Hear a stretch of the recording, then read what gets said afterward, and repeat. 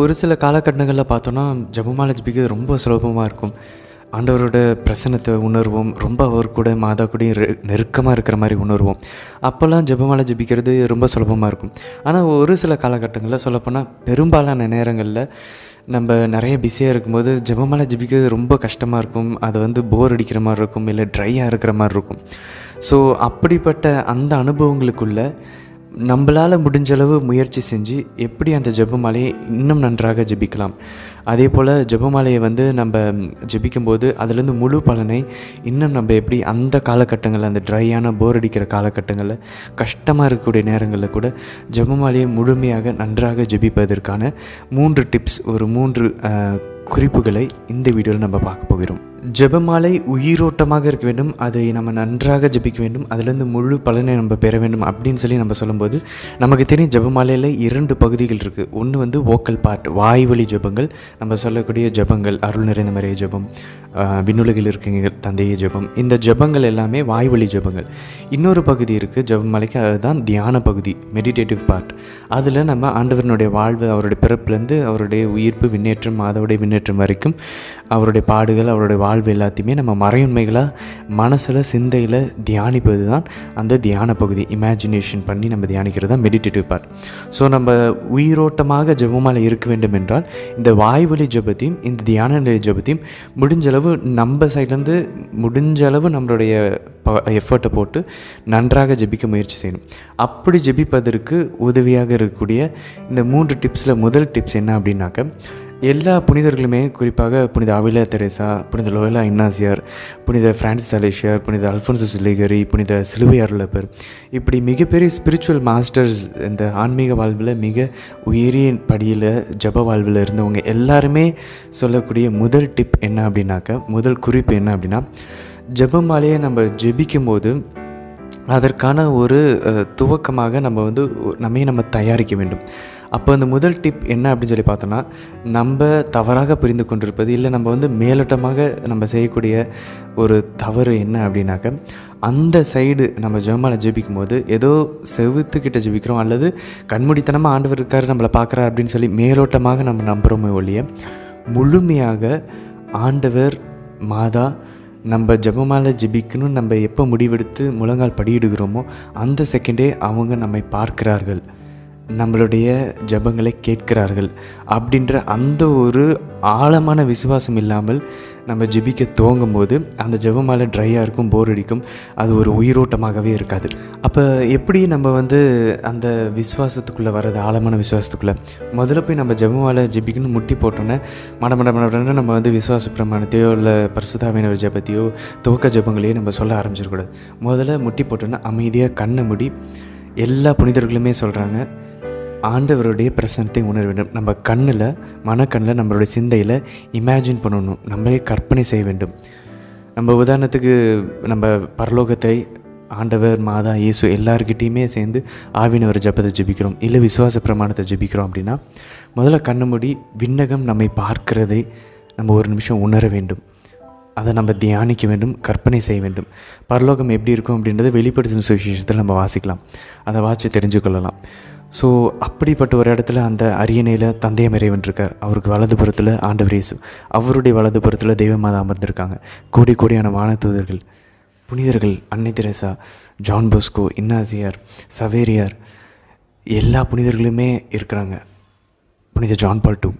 அப்படிப்பட்ட அந்த ஒரு சங்கமத்தில், அந்த ஒரு சபையில் நம்ம முழங்கால் படிகிட்ருக்கோம் அப்படின்ற அந்த ஒரு உணர்த்துதல், எது நமக்கு எப்படி தோணுதோ ஆண்டவருடைய பிரசன்னத்தை உணர்வதற்கு எப்படி வேணாலும் நம்ம கற்பனை செய்து கொள்ளலாம். இது ஒரு உதாரணம் தான். இந்த மாதிரி நம்ம கற்பனை செய்யும்போது ஆண்டவர் நம்மை பார்க்கிறார், அந்த மொத்த விண்ணகமும் நம்மை பார்த்து கொண்டிருக்கிறது. இப்போது ஒரு 60 வினாடிகளாவது, ஒரு நிமிடமாவது மனசை அமைதிப்படுத்தி எல்லா நம்ம நிறையா வேலைகளை செஞ்சிட்ருப்போம். அதே ஒரு ஃபாஸ்ட்டில் அதே ஒரு மனநிலையில் நம்ம ஜபிக்க ஆரம்பித்தோம்னா, அந்த துவக்கம் தப்பாக இருந்துச்சுன்னா முழு ஜபமாலையிலுமே நம்மளால் கவனம் செலுத்த முடியாது.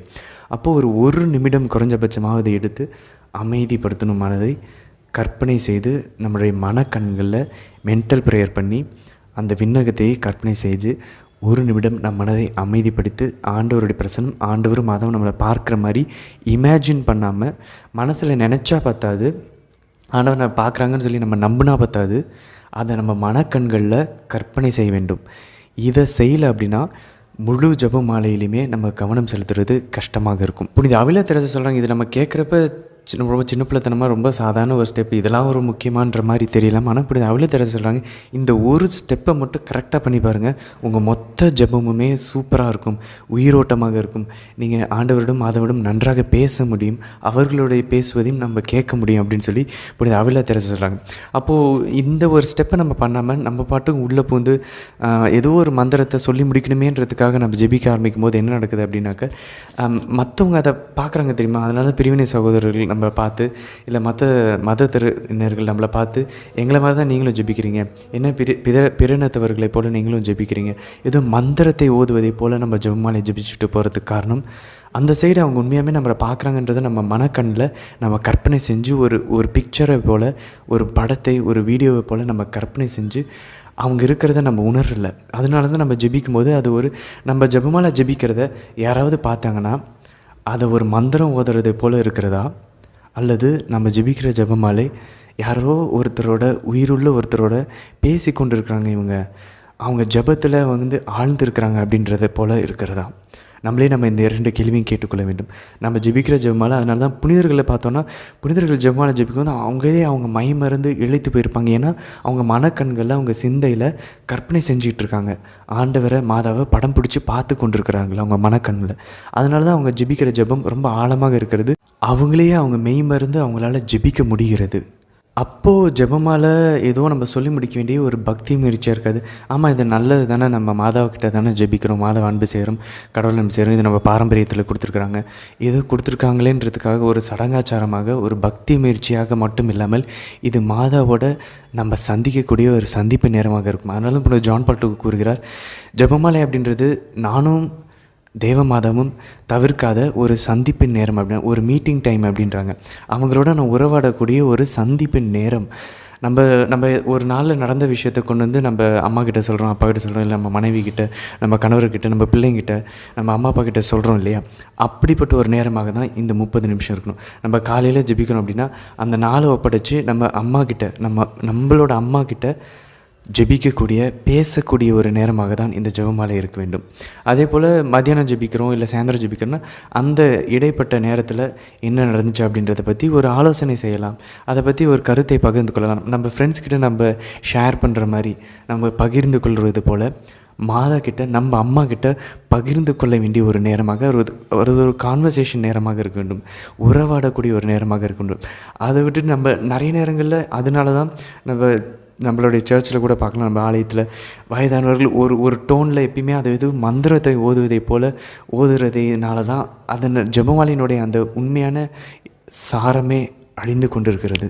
நம்ம ஏதோ இந்த ஜெபமாலை ஜெபிச்சு முடிச்சுட்டு நம்ம மாதா கிட்டதை செஞ்சு முடிச்சிட்டோம் அப்படின்னு சொல்லி ஒரு கிவ் அண்ட் டேக் பாலிசியில் கொடுத்து வாங்கக்கூடிய ஏதோ ஒரு வணிகத்தை போல், ஒரு பிஸ்னஸை போல் நம்ம ஜெபமாலையை மாற்றி விடாமல், நம்ம ஜெபமாலை ஜெபிக்கிறத பார்த்து புரோட்டஸ்டன்ஸ் பிரிவினை சகோதரர்கள் இதை வச்சு நீங்கள் எப்படி கடவுள்கிட்ட கனெக்ட் பண்ணுறீங்க, எப்படி உங்களால் நன்றாக விவிலியத்தை தியானிக்க முடியுது, எப்படி நீங்கள் ஜெபிக்க முடியுது, அது ஜெபிச்சு முடிச்சோன்னே நீங்கள் உங்களுடைய குணம் மாறுகிறது, எப்படி இது நடக்குது, இந்த கருவியை பயன்படுத்தி எனக்கும் சொல்லி தருவீங்களா, இந்த அருள் கருவியை வழியாக எப்படி அருளை பெற்றுக்கொள்வது, இப்படி பிற இனத்தவர்களும் பிற மதத்தினர்களும் பிரிவினை சகோதரர்களும் நம்மை பார்த்து கேட்கக்கூடிய வகையில் நம்ம ஜெபமாலை இல்லை என்றால் நம்ம உண்மையிலேயே நம்ம சரியாக நம்ம வாய்வழி ஜெபத்தையும் தியான நிலை ஜெபத்தையும் நம்ம செய்யலை. அதை நம்ம ஏதோ ஒரு மந்திரமாக ஓதிக்கொண்டிருக்கிறோமே ஒழிய அதை நம்ம ஒரு உறவாக, ஜெபமாலைன்றதை அம்மாவோட இருக்கக்கூடிய ஒரு உறவாக நம்ம அதை செய்யவில்லை அப்படின்றதா நம்ம புரிந்து கொள்ள வேண்டும். அப்போ இது ஏதோ ஒரு சொல்லி முடிக்க வேண்டிய ஒரு பக்தி முயற்சியாக, நானும் நல்லது செய்யணும், பயபக்தியாக இருக்கணும், ரிலீஜியஸாக இருக்கணும் அப்படின்றத தாண்டி இது ஒரு அன்பின் செயலாக, என் அம்மா மேலே இருக்கக்கூடிய அன்புனால அவங்களோட நான் பேச விரும்புகிறேன், அவங்க பேசுகிறத நான் கேட்க விரும்புகிறேன், உறவுக்காக இந்த ஜெபமாலையை நம்ம ஜெபிக்க ஆரம்பித்தோம் அப்படின்னாக்க கண்டிப்பாக நம்மளுடைய ஜெபமாலை ஜெபிக்கிற விதமே வேறமாக இருக்கும். அப்போது உறவுக்காக ஜெபிக்கணும், அந்த உறவை நம்ம உணரணும், மாதாவோடைய பிரசன்னத்தை உணரணும்னா இந்த முதல் குறிப்பு தெளிவாக நமக்கு சுட்டி காட்டுகிறது என்ன அப்படின்னா, ஜெபிக்க ஆரம்பிக்கிறதுக்கு முன்னாடி 1 நிமிஷமாவது டைம் எடுத்து மனக்கண்ணில் கற்பனை செய்து மாதா நம்மளை பார்த்துட்ருக்காங்க, ரொம்ப நெருக்கமாக நம்ம இமேஜின் பண்ணுறதை விட மாதாவும் ஆண்டவர் இயேசுவும் நமக்கு நெருக்கமாக இருக்கிறார்கள், நம்மளோடு பேச துடித்து கொண்டிருக்கிறார்கள், அவர்கள் உயிரோடு இருக்கிறார்கள். நம்ம ஜெபிக்க முட்டி போட அந்த செகண்டே அவங்களுடைய கண்கள் நம்மை பார்க்கிறது, நம்ம திரும்புகிறாங்க, அவர்களுடைய செவிகள் நம் பக்கமாக திருப்பப்படுகிறது. அப்படிப்பட்ட உணர்த்துதல் வரணும்னா நம்ம இமேஜின் பண்ணாமல், கற்பனை செஞ்சு, ஆண்டவரையும் மாதாவையும் கற்பனை செய்யாமல், அவங்க நம்மளை பார்த்துட்ருக்காங்க, தந்தையம் இறைவன் பார்த்து கொண்டிருக்கார், தூய ஆவியானவர் நம்மை சூழ்ந்து கொண்டு, நம்மை சுற்றிலும் நமக்குள்ளேயும் நமக்கு வெளியும் அவர் சூழ்ந்து கொண்டிருக்கிறார். இந்த பிரசனத்தை எல்லாம் உணர்ந்து அதுக்கப்புறம் பொறுமையாக ஆவியானவர் ஜெபத்தை ஜெபிச்சு, நம்மளுடைய மன தூய மன்றாட்டை ஜெபிச்சு, விசுவாச பிரமாணத்துக்குள்ளே போய் அதுக்கப்புறமா நம்ம நம்மளுடைய ஜெபமாலையை துவங்கலை அப்படின்னா, அந்த ஒரு நிமிஷத்தை நம்ம முதல்ல டைம் எடுத்து ஆண்டவர் நம்மளை பார்த்துட்ருக்காருன்ற அந்த நம்பிக்கை, ஆழமான நம்பிக்கைக்குள்ளே வரல, மேலோட்டமான நம்பிக்கை இல்லை, அது நம்மக்கிட்ட இருக்குது. ஆழமான நம்பிக்கைக்குள்ளே வரலன்னா நம்மளால் ஜெபமாலையினுடைய இந்த முழு பலனை அடைய முடியாது. ஸோ இதுதான் முதல் குறிப்பு. சரி, இப்படி நம்ம ஒரு நல்ல பிரசனத்துக்குள்ளே அமைதியாகி நம்ம ஜெபிக்க ஆரம்பிக்கும் போது வரக்கூடிய இரண்டாவது பிரச்சனை என்ன அப்படின்னா, சாத்தானோ அல்லது நம்மளுடைய தீய நாட்டங்கள், ஒன்று நம்மளுடைய செல்ஃபிஷ் டிசையர்ஸாக இருக்கலாம், இல்லை சாத்தானாக இருக்கலாம். 2 விதத்தில் எதுனாக இருந்தாலும் சரி, அடுத்து வரக்கூடிய பிரச்சனை என்னென்னா, நம்மளுடைய கடந்த காலத்தினுடைய காயங்கள், எதிர்காலத்தினுடைய பயங்கள், இப்போ நம்ம செஞ்சிட்ருக்க வேலைகள், செஞ்சு முடிச்சுட்டு ஜெபிக்க வந்த அந்த நினைவுகள் எல்லாம் நம்மளுடைய மனசுக்கு வர ஆரம்பிக்கும். அப்போது இரண்டாவது குறிப்பு என்னென்னா, உலகத்தை விட்டு டிட்டாச் ஆகாமல், அதன் உலகத்தின் பற்றுதலிலிருந்து வெளிவராமல் நம்மளால் முழு கவனத்தோடு முழுமையாக நன்றாக ஜெபமாலையை ஜெபிக்க முடியாது. வாய்வழி ஜெபமாக இருந்தாலும் சரி, அல்லது நம்மளுடைய தியான நிலை தியானிக்கக்கூடிய மறையின்மைகளாக இருந்தாலும் சரி, நம்ம ஃபோக்கஸ் பண்ணிட்டோம். முதல் குறிப்பில் ஆண்டவர் மாதா நம்மளை பார்க்குறாங்க, அந்த பிரசன்னத்தெல்லாம் உணர்ந்துட்டோம். ஆனால் ஜெபிக்க ஆரம்பிக்கும் போது அந்த ஃபோக்கஸை நம்ம இழந்து விடுவதற்கு, அந்த கவனத்தை இழந்து விடுவதற்கு காரணம் நம்ம உலகத்தின் பொருட்கள், வேலைகள், நம்மளுடைய எல்லா அந்த கவலைகள், இந்த விஷயங்களில் நம்ம பற்றுதலை வைத்து கொண்டே ஜெபமாலைக்குள்ளே வந்தோம் அப்படின்னா, நம்ம செஞ்ச அந்த முதல் 1 மணி நிமிட அந்த தியானம், அந்த தயாரிப்பு வீணாகிவிடும். அப்போது உலகத்தின் பற்றுதலிருந்து வெளியே வருவதற்கு நம்ம என்ன செய்ய வேண்டும்? ரொம்ப சீரியஸான ஒரு மாற்றத்தை நம்ம கொண்டு வர வேணும்னா, உண்மையிலேயே அந்த நாள் முழுவதும் நம்ம நிறைய தேவையில்லாத விஷயங்களில் நம்ம ஈடுபடுத்திக் கொள்வோம். அந்த தேவையில்லாத விஷயங்கள் எல்லாம் எப்பயுமே நம்ம மைண்டை ஆக்குபை பண்ணி வச்சுருக்கோம், நம்மளுடைய சிந்தைகளை எப்பயுமே அடைத்து கொண்டிருக்கும். அந்த விஷயங்கள் நம்ம எப்பயுமே பிஸியாக இருக்கிற ஒரு உணர்வை வைத்துக்கொண்டே இருக்கும். பேக்ரவுண்டில் எப்பயுமே ஐயோ இது முடிச்சோன்னா அதை போய் செய்யணும், ஐயோ இது முடிச்சோன்னா நம்ம போய் சமைக்கணும், நம்ம இந்த ஹோம்ஒர்க் பண்ணணும், நம்ம இந்த வேலையை முடிக்கணும், நாளைக்கு இந்த பிரச்சனை இருக்குது, நாளைக்கு அதை செய்யணும். இந்த விஷயங்கள் பேக்ரவுண்டில் ஓடிக்கொண்டே இருந்துச்சு அப்படின்னாக்க கண்டிப்பாக நம்மளால் சிந்திக்க முடியும். அப்போது நம்ம கான்ஷியஸாக ஒரு சில விஷயங்கள்லேருந்து நம்ம விடுபட வேண்டும். ஒரு சில வேலைகள் அது உண்மையிலே தேவையாக இருக்காது அன்றாட வாழ்வில். அப்படிப்பட்ட விஷயங்களை நம்ம உண்மையாமே அதை வேற யாராவது செய்ய விட்டுறணும். நம்ம அப்படிப்பட்ட விஷயங்கள்லேருந்து விடுபட வேண்டும். எல்லாரையும் போல் உலகத்தில் ஒரு சில நியூஸ் பேப்பர் படிக்கிறது கூட நம்ம தவிர்க்கலாம். அந்த நியூஸஸ் நம்மளோட தேவையில்லாத சிந்தைக்குள்ளே கொண்டு வந்துட்டுருக்கும். ஒரு சில சீரியல், ஒரு சில சினிமாக்கள், ஒரு சில சினிமா பாட்டுகள், இந்த விஷயங்கள் எல்லாம் நம்ம ஜெபிக்கும்போது நம்ம மனசை வேறு மாதிரியாக அது இழுத்திருக்கும், அதை நம்ம இழுக்கும். அப்படிப்பட்ட விஷயங்களை நம்ம கட் பண்ணும்போது தான் ஆட்டோமேட்டிக்காக நம்மளால் கவனத்துக்குள்ளே வர வேண்டும். அதே போல் பயம் இருந்து கொண்டே இருந்துச்சு அப்படின்னா, கான்ஷியஸாக அந்த பயத்தை, ஒருவேளை பயம் வந்துச்சுன்னா, அம்மா அந்த பயத்தை உங்களுடைய பாதத்தில் அர்ப்பணிக்கிறேம்மா, ஆண்டவரே இது உங்கள்கிட்ட ஒப்பு கொடுக்குறேன், நீங்கள் பார்த்துக்குவீங்க அப்படின்னு சொல்லி பயங்கள் வரும்போதும், படபடப்புகள், ஃபியர், ஆன்சைட்டி, மன அழுத்தம், குழப்பங்கள் வரும்போது அதை உடனடியாக அப்பப்போவே நம்ம அதை ஆண்டவரிடம் அதை ஒப்படைச்சிட்டு, முடிஞ்சளவு நம்ம மனதை திருப்பி மரண் மேலும் ஆண்டவர் மீதும் மாதா மீதும் அதை நம்ம செலுத்தி விடும். அப்போ ஜெபமாலை ஜெபிக்கிறதுக்கு முன்னாடியே நம்ம மைண்ட் செட் எப்படி ஃபிக்ஸ் பண்ணணும் அப்படின்னாக்க, இந்த 30 நிமிஷம் எந்த பயத்துக்கும் நான் இடம் கொடுக்க மாட்டேன். கான்ஷியஸாக முழு சுய நினைவோட, அறிவு தெளிவோடு நம்ம முடிவெடுக்கலைன்னா 30 நிமிஷத்துக்கு இதை பற்றி யோசிக்க மாட்டேன், அதுக்கப்புறம் இதை நான் யோசிக்க போகிறேன் அப்படின்னு சொல்லி நம்ம டெம்ப்ரவரியாக 30 நிமிஷத்துக்கு நம்மளையே நம்ம இந்த விஷயங்கள்லேருந்து விடுதலை நம்ம அடைஞ்சு விடுபட்டு இந்த ஜெபமாலைக்குள்ளே வரல அப்படின்னா, இந்த ஒரு முடிவை நம்ம கான்ஷியஸாக எடுக்கலை அப்படின்னா, நம்மளால் சரியாக நம்மளுடைய கவனத்தோடு நம்ம ஜெபமாலை ஜெபிக்க முடியாது. அப்போ ஜெபமாலை வெறும் சடங்காக, ஒரு பக்தி முயற்சியாக இல்லாமல் அது உண்மையிலே ஒரு ஜெபமாக மாற வேண்டும் என்றால், நம்மளுடைய சிந்தையும் நம்மளுடைய மனதையும் விண்ணகத்தை நோக்கி, கடவுளை நோக்கி, மாதாவை நோக்கி எழும்ப வேண்டும். இந்த நம்ம எப்படி இதை யோசித்து கற்பனை செஞ்சு பார்க்கலாம்னா, நம்ம ஒரு மலையை ஏறி போகிறோம் அப்படின்னா நிறைய பேக்கில் வெயிட் வச்சுட்டு இருந்தோம்னா ஒரு பாயிண்ட்டுக்கு மேலே நம்மளால் ஏற முடியாது. அந்த ஆழ்நிலை தியானத்துக்கு நம்மளால் போக முடியாது. அப்படின்றப்ப இந்த பேக்கை கழட்டி ஒவ்வொரு வெயிட்டாக கீழே போட்டுகிட்டே இருந்தால் தான் நம்ம உச்சத்துக்கு நம்ம போக முடியும். இப்படி ஒரு கற்பனை செஞ்சு பார்க்கலாம். அப்படி இல்லைன்னா இன்னொரு கற்பனை என்னென்னா, நம்ம நம்ம நம்ம நல்லா ஈஸியாக நம்ம வந்து கடலில் நம்ம தண்ணியில் வந்து நம்ம மிதக்க வேண்டும், நீச்சல் அடிக்க வேண்டும் அப்படின்னாக்க நம்ம வெயிட்டை வச்சுட்டு இருந்தோம்னா அது நம்ம பிடிச்சி கீழே இழுத்துட்டு போயிடும். அப்போ அந்த வெயிட்டை கழட்டி விட்டால் தான் நம்ம மிதக்க முடியும், அந்த நீச்சல் அடிக்க முடியும் நம்ம எளிதாக.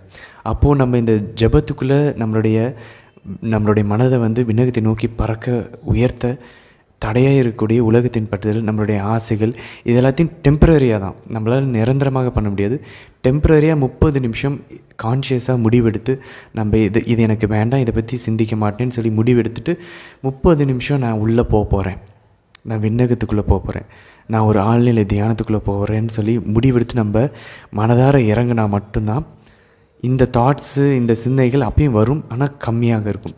ஆனால் முடிவெடுக்காமல் நம்ம உலகத்தின் விஷயங்கள், பயங்கள், என்னுடைய அன்றாட வாழ்வின் தேவைகளை குறித்த அந்த கவலைகளை விட்டுட்டு நான் உள்ளே போகிறேன்னு முடிவெடுத்து நம்ம போகலை அப்படின்னா இது அதிகமாக நமக்கு வந்து கொண்டே இருக்கும். அப்போது இந்த இரண்டாவது குறிப்பு என்னென்னா, நம்ம முழுமையாக ஒரு 30 நிமிஷத்துக்கு மறப்பதற்கு நம்ம ஃபர்கெட் பண்ணணும். Forgetting our self.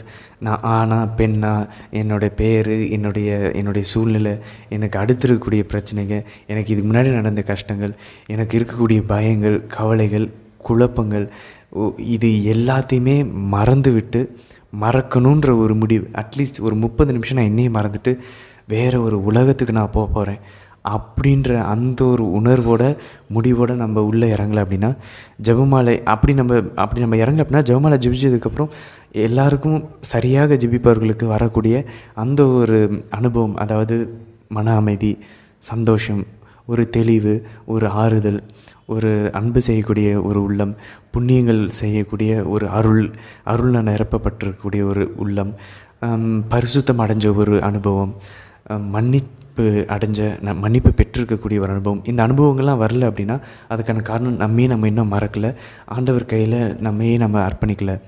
இன்னும் நம்மளோட சுயத்தை, இந்த உலகத்தின் ஆசைகளை, உலகத்தின் தேவைகளை பிடித்து கொண்டிருக்கிறோம் இந்த 30 நிமிஷமும். அதனால தான் இந்த 30 நிமிஷத்தினுடைய பலன் 30 நிமிஷம் நம்ம ஜெபமாலை ஜெபிச்சதுக்கப்புறம் நம்மளால் பார்க்க முடியலன்னு அர்த்தம். இதுதான் இரண்டாவது குறிப்பு. மூன்றாவது குறிப்பு என்ன அப்படின்னாக்க, இந்த 2 விஷயங்கள், இந்த 1 மணி நிமிடம் தயாரிப்பு, விசுவாசத்தோட ஆண்டவர் நம்மளை பார்க்குறாரு அப்படின்ற அந்த ஒரு உணர்வுக்கு வருது. இரண்டாவது உலகத்திலிருந்து விடுபடுறது. இந்த 2 குறிப்புகளையுமே செய்ய விடாமல் தடுக்கக்கூடியது மூன்றாவது ஒரு பிரச்சனை என்ன அப்படின்னாக்க, நம்மளுடைய உண்மையான நோக்கம் என்ன ஜெபமாலை ஜெபிக்கிறதுக்கு. இதுதான் இந்த 2 விஷயங்களை, இந்த 2 குறிப்புகளையுமே சரியாக செய்ய விடாமல் தடுக்கக்கூடியது. ஏன்னா நம்மளுடைய நோக்கம் வெறும் உலக தேவைகளையும் உடலின் தேவைகளை மட்டுமே பூர்த்தி செய்வதற்காக நம்ம ஜெபமாலை ஜெபித்தோம் அப்படின்னா, இல்லை ஏதோ ஒரு சடங்காச்சாரமாக ஜெபிச்சு ஒரு மேலோட்டமான ஒரு நிறைவை பெறுவதற்காக ஜெபித்தோம் அப்படின்னா கண்டிப்பாக இந்த 2 விஷயத்தையுமே நம்ம ஆழமாக செய்ய முடியாது. எனக்கு உலக தேவைகள் நம்ம கண்டிப்பாக சில நேரங்களில் ரொம்ப எமர்ஜென்சியாக நமக்கு தேவைப்படலாம். உதாரணத்துக்கு நாளைக்கு ஒரு எக்ஸாம் இருக்கலாம், ஒரு இன்டர்வியூ இருக்கலாம், இல்லை யாராவது உண்மையிலே உடல் நோயினால் ஹாஸ்பிட்டல் அட்மிட் ஆகியிருக்கலாம். இப்படிப்பட்ட நேரங்களுக்கு நம்ம உண்மையாகவே ஜெபிக்கலாம். அல்லது எனக்கு ஒரு கோர்ட்டு கேஸ் இருக்குது, ஒரு பிரச்சனை இருக்குது, எனக்கு இம்மீடியட்டாக ஒரு ப்ராப்ளம் இருக்குது, அதை சால்வ் பண்ணுறதுக்காக கண்டிப்பாக நம்ம ஜெபிச்சா மாதா கண்டிப்பாக அப்படிப்பட்ட விஷயங்களையும் நமக்கு கொடுத்துருக்குறாங்க. உலக தேவைகளையும் உடலின் தேவைகளையும் அம்மா கண்டிப்பாக கொடுப்பாங்க. ஆனால் அதற்காக மட்டுமே நம்ம உள்ளே போகும்போது இந்த முதல் 2 குறிப்புகளையுமே நம்ம சரியாக செய்ய முடியாது. இந்த முதல் 2 குறிப்புகளை நம்ம சரியாக கடைப்பிடிக்கல அப்படின்னா கண்டிப்பாக நம்மளுடைய ஜெபமாலையுமே ஒரு ஆன்மீக ஒரு அனுபவமாக இல்லாமல் ஒரு சடங்காச்சாரமாக, ஒரு பக்தி முயற்சியாக மட்டுமே மாறிவிடும். அப்போது நம்ம இந்த உலக தேவைகளை நம்ம கேட்கலாம், அந்த 10 மணியில் அதை ஒப்பு கொடுத்து விட்டு நம்ம அதனால தான் புனித மான்ஃபோர்ட் சொல்லி கொடுக்குறார், ஒவ்வொரு 10 மணிக்கும் ஒரு புண்ணியத்தை கேட்கலாம். அன்பு செய்யக்கூடிய வரம், தாழ்ச்சி என்னும் வரம், பொறுமை என்னும் வரம், சுய கட்டுப்பாடு, ஞானம், இப்படி ஏதாவது ஆவிக்குரிய ஒரு நோக்கத்தை, ஒரு விஷயத்தை கேட்டு நம்மளுடைய பாவத்துக்கு பரிகாரமாக நம்ம ஜெபமாலைகளை ஜெபிக்கலாம். கடந்த காலத்தில் செஞ்சது அல்லது இப்பொழுது செஞ்ச ஏதாவது ஒரு பாவத்திற்கு, அல்லது பாவத்தில் செய்யாமல் இருக்கிறதுக்கு அருளை வேண்டி நம்ம ஜெபிக்கலாம். கட்டளைகளை கடைப்பிடிக்க, குறிப்பாக எதாவது நம்ம குறைப்படுகிறோமா, அந்த கட்டளையை கடைப்பிடிக்க கஷ்டமாக இருக்கிறதா, அந்த ஒரு கட்டளையை கடைப்பிடிக்கிறதுக்கு தேவையான அருளை வேண்டி நம்ம ஜெபிக்கலாம். அல்லது ஆண்டவரிடம் இன்னும் நெருக்கமாக போகணும், ஆண்டவரை இன்னும் தெரிஞ்சுக்கணும். அவருடைய அன்பு எப்படி இருக்குன்றது எனக்கு தெரியலம்மா, அவரோட அன்பை எனக்கு வெளிப்படுத்துங்க. அவர் சிலுவையில் பட்ட கஷ்டங்கள் எனக்கு புரிய மாட்டேங்குது, அந்த அந்த வழியை எனக்கு உணர்த்துங்க. நான் செஞ்ச பாவத்துக்கு உண்மையை எனக்கு மன துயர்த்தாங்க. இப்படிப்பட்ட ஆவிக்குரிய விஷயங்களை அடைவதற்காக ஜெபமாலை நம்ம ஜெபிக்க ஆரம்பித்தோம் அப்படின்னா கண்டிப்பாக உலக விஷயங்கள் நமக்கு சேர்த்து கொடுக்கப்படும். அதான் மத்தேயு 6:33 நமக்கு வருகிறது. ஆனால் நம்ம ஒரு வேளை அதை செய்யாமல் வெறும் உலக விஷயத்துக்காக நம்ம போனோம்னா நம்மளால் கற்பனை செய்ய முடியாது, நம்மளால் தியானிக்க முடியாது, உலகத்திலேருந்து விடுபட முடியாது. ஏன்னா உலகத்திலேருந்து விடுபட்டு ஆண்டவருடன் நெருக்கம் அடைஞ்சு, மாதாவிடம் நெருக்கம் அடைஞ்சு இன்னொரு கிறிஸ்துவாக மாறுவதற்காக, நல்ல கிறிஸ்துவ வாழ்க்கையை வாழ்வதற்காக தான் இந்த ஜெபமாலை.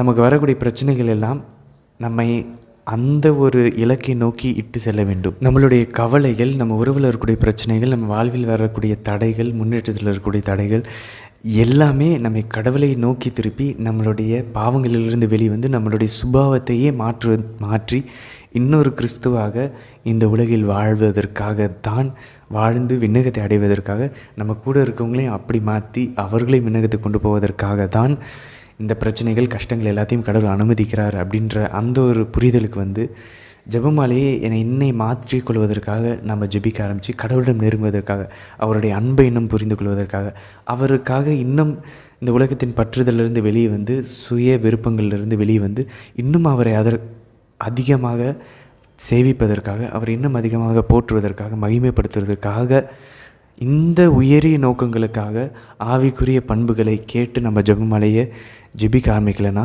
ஜெபமாலை நம்ம பார்த்துருக்கோம், பல பேர் பல வருஷமாக ஜெபிச்சிட்ருக்காங்க, ஆனாலும் அவங்கள வாழ்வு மாறல, ஒரு கிறிஸ்தவராக வாழல. அப்படின்னா நோக்கம் தவறாக இருப்பதனால தான் ஜெபமாலை சரியாகவும் ஜெபிக்க முடியவில்லை, அதனுடைய ஜெபமாலையிலேருந்து முழு பலனையும் நாம் பெறுவதில்லை. ஏன்னா இப்படிப்பட்ட நோக்கங்களோடு நம்ம ஜெபிக்கும் போது நம்ம என்ன பண்ணுவோம், மாதாவை பார்க்கும்போது நம்ம உண்மையிலேயே ஆன்மீக வாழ்க்கையில் நம்ம பாவத்துக்கு பரிகாரமாகவோ, இல்லை கட்டளை கடைப்பிடிப்பதற்கோ, இல்லை ஆண்டவரிடம் இன்னும் நெருங்கி வருவதற்கோ, அவர் அன்பை தெரிந்து கொள்வதற்கோ நம்ம ஜெபமாலை ஜெபித்தோன்னா அவங்கள நம்மளால் நல்லா கற்பனை செய்ய முடியும். ஏன்னா அவங்கள பார்க்கும்போது நம்ம பரிசுத்தமாகும். ஆண்டவர் இயேசுடைய வாழ்வை நம்ம தியானிக்கும் போது அதுலேருந்து நம்ம கேட்கக்கூடிய அந்த புண்ணியங்களை கற்றுக்கொள்வோம். தாழ்ச்சியை எப்படி இருக்கிறது, எப்படி ஆண்டவரை கன்னத்தில் அரைஞ்ச போதும் அவர் பொறுமையாக இருந்தார், அவருடைய தாடியை பிடுங்கின போதும் அவர் அமைதியாக இருந்தார். அப்போ நம்ம பொறுமை என்னும் அந்த ஒரு வரத்தை நம்ம அங்கேருந்து கற்றுக்கொள்வோம். அப்போ நம்மளால் ஈஸியாக தியானிக்க முடியல, சரியாக வாய்வழி ஜெபங்களை ஜெபிச்சு ஆண்டவரோட மாதாவோட உறவாடி பேசுவதை போல் நம்மளால் ஜெபிக்க முடியலனா அது காரணம் நம்மளுடைய நோக்கம் தவறாக இருக்கிறது. ஏதோ உலக விஷயங்களை ஆதாயமாக கொண்டு, உடலின் விஷயங்களை ஆதாயமாக கொண்டு நம்ம ஜெபிக்க முயற்சி செய்வதனால தான் இந்த வாய்வழி ஜெபங்களையும் தியான நிலை ஜெபங்களையும் நம்மளால் சரியாக ஜெபிக்க முடியவில்லை.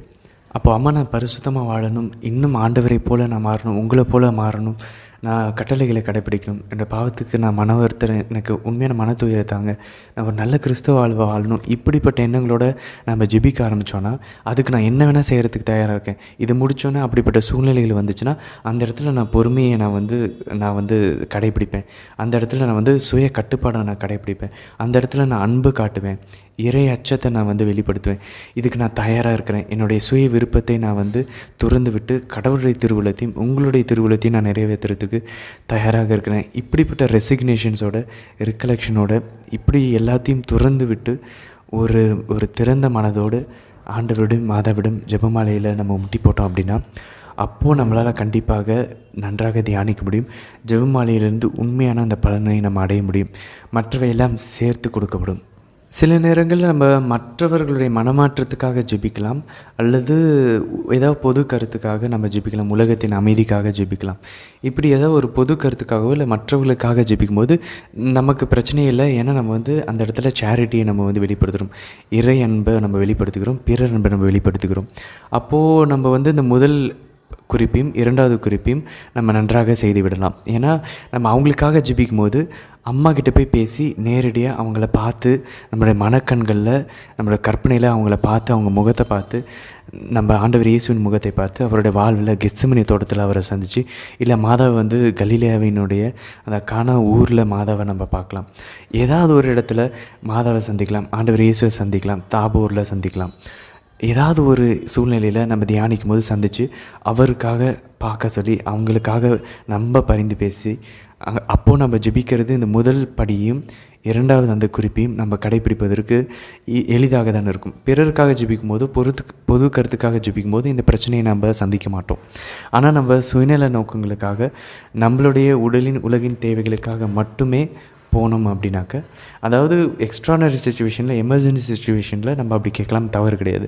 ஆனால் எப்பயுமே இந்த நோக்கம்தான் நம்மளுடைய பிரதான நோக்கமாக வைத்துக்கொண்டு மற்ற விஷயங்களெல்லாம் சைடாக வச்சுருந்தோம் அப்படின்னா, அப்போது நம்மளால் ஜெபமாலையின் நோக்கமே தவறாக இருக்கிறது.